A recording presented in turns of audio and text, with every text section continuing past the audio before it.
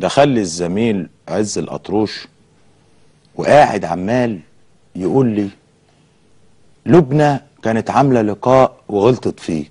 يا ابني لبنى مين؟ يقول لي المذيع. يا ابني انا ما اعرفش مذيعات اسمهم لبنى. بيقول لي والله ده حياتي اللي قالت لي كل شويه يا دكتور لبنى يا عم لبنى مين؟ قال لي لبنى عسل. قلت له مين لبنى عسل؟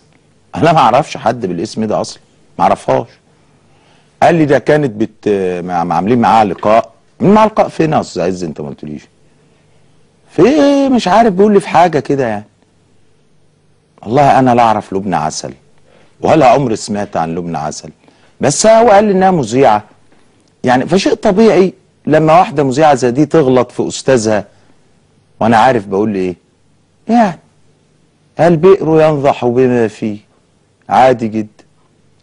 دي نقطه. النقطه الثانيه ان هي تعرف اساسا حدود مصر ايه. طب انا هسالها سؤال عشان تبقى تعرف تغلط كويس. عمق المياه الإقليمية لمصر في البحر الأبيض المتوسط كم كيلو؟ وعمق المياه الإقليمية لمصر في البحر الأحمر كم كيلو؟ أقسم بالله العلي العظيم لو ردت عليهم وأجبت عليهم دلوقتي واتصلت بينا على الهوا فورا وقالت عليهم لهديها مكافأة عن كل سؤال عن إجابة كل سؤال 5000 جنيه، وأنا معيش فلوس أصلا. يا عم عز مذيعات ايه بس؟ يا عم ده كله على ما تفرق.